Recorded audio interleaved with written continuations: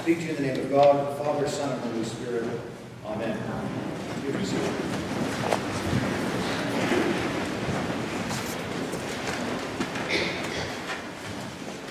Epiphany has a number of great themes, and I'm getting to the place in my life and ministry where I've preached on all of them so long, they no longer hold any intellectual interest for me. So I can just list off the themes. I'll give you the Cole's notes. For theme 1, the extension of the covenant to the Gentiles. Big theme we heard about in the readings today. Number 2, the interfaith connection between the wise men of another tradition who recognized in Jesus something transcendent, absolute.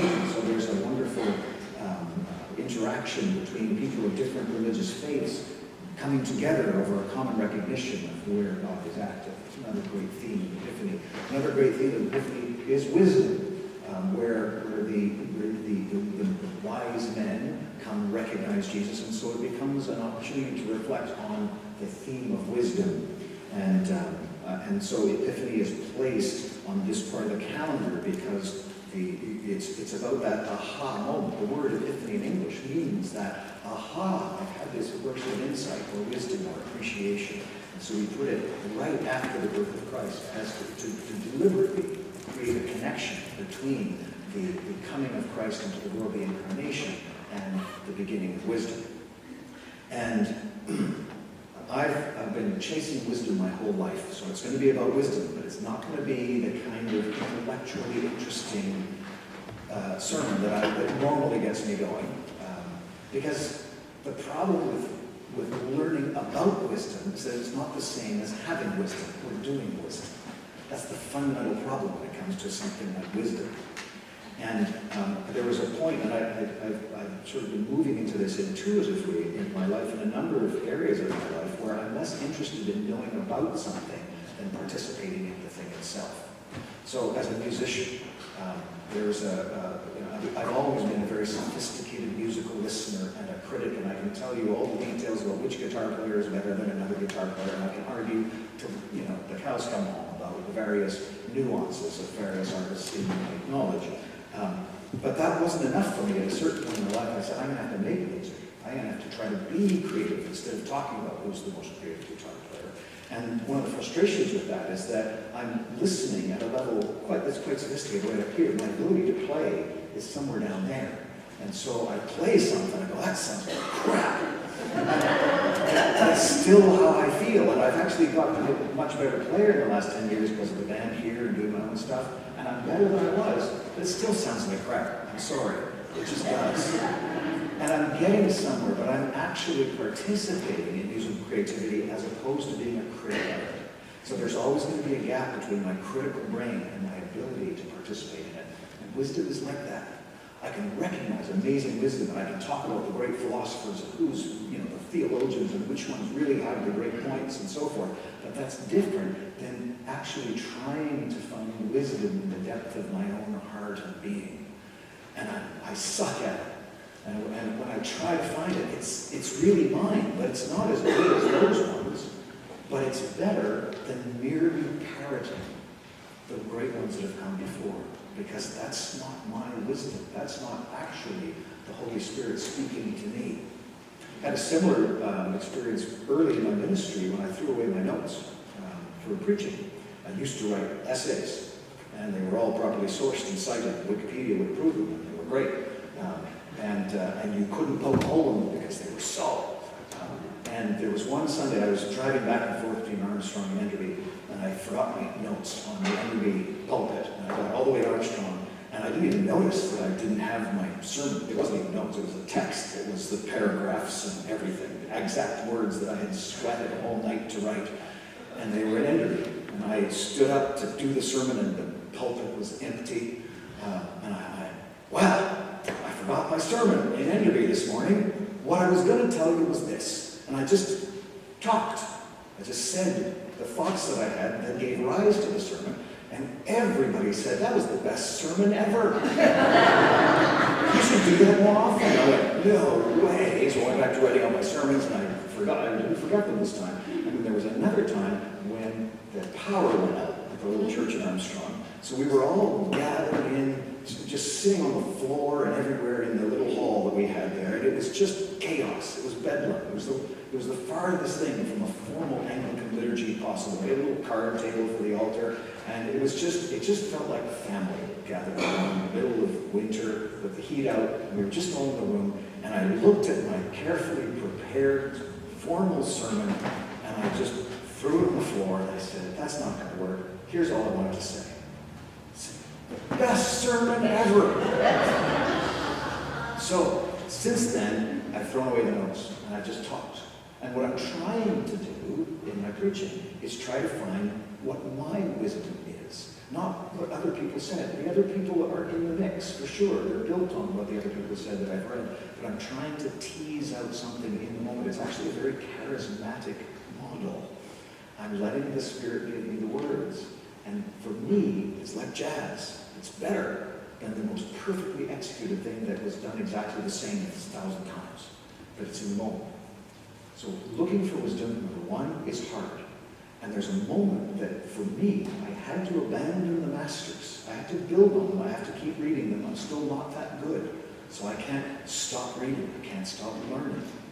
But at some level, I have to seek that wisdom on the inside. And the other thing I've learned is going to be unique to me. My wisdom is not necessarily your wisdom. And so when I share my thoughts with you on Sunday morning, the object is not to get you to agree with me, but to catapult your own thinking into finding your wisdom using my thoughts as a springboard. And so you seek the Holy Spirit in the depths of your heart, as I do in mine, and as a community, we find the Holy Spirit together. And for me, that is the difference between wisdom and knowledge, or cleverness, or learning. We can be very learned and very foolish. The mind is a wayward instrument, and it follows the heart. And so now we come to the core insight that I want to share with you that comes from my actual journey, but I think is rooted in the text, this one.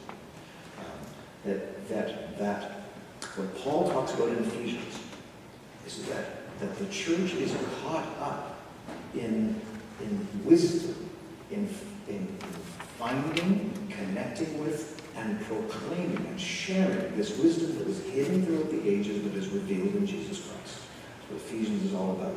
And that wisdom, the content of that wisdom, is that we are no longer children of wrath, but we are children of light.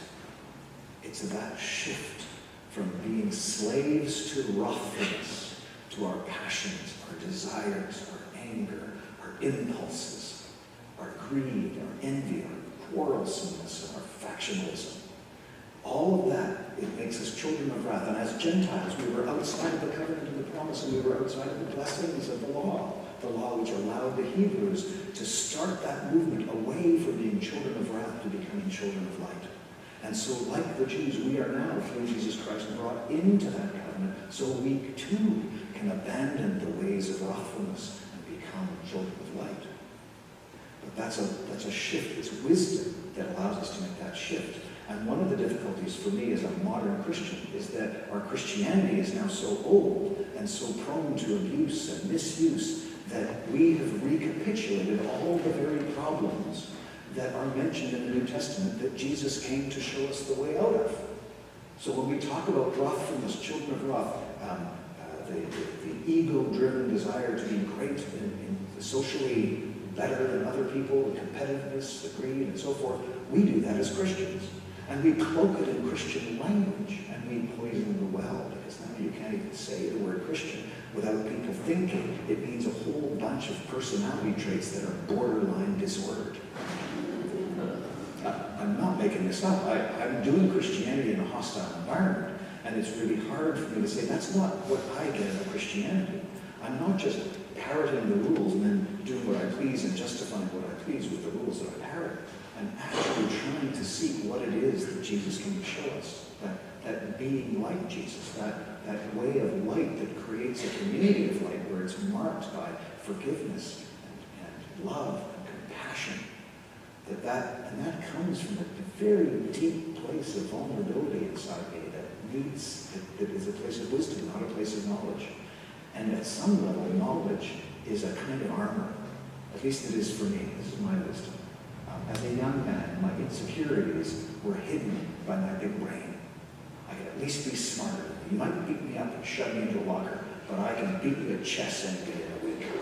So it was a kind of personal protection, this armor that kept me safe and made me feel good about myself. And so as a more mature person, as a follower of Jesus, I've had to abandon that and say, it doesn't matter. Your cleverness doesn't matter. That's not what's really important in life. What's really important is your compassion, your desire to keep on the path of Jesus, of being like Jesus. It doesn't matter how strong you are, how smart you are, how successful you are, how rich you are. That's not important in the kingdom of God. That's the way of wrathfulness. It's not the way of the children of light. So, in whatever halting, crappy way that I try to work on it, I feel my way into it, and my heart knows. And that's the connection between that cycle of the church here. I keep drawing this arc. We're going around the cycle of time, midsummer, midwinter, right? So we've got the clock, and Christmas is just right here. It's just after the darkest point in the calendar, and then the Epiphany is right after it. And I can tell you from personal experience, that's how it worked for my beginning of wisdom. At the beginning of wisdom, I was always a very clever boy. But the beginning of wisdom was when my heart was broken open by Jesus, by the community of Christians that said, it doesn't matter who you are, Chris, we love you no matter what. And that did something. That planted a seed in my heart, which is completely different from my brain. My brain couldn't figure it out. What is going on here? What algorithm can I write on the blackboard to describe what I'm feeling right now? It doesn't work. And so it's that feeling that was the beginning of wisdom. There's something more going on in my life.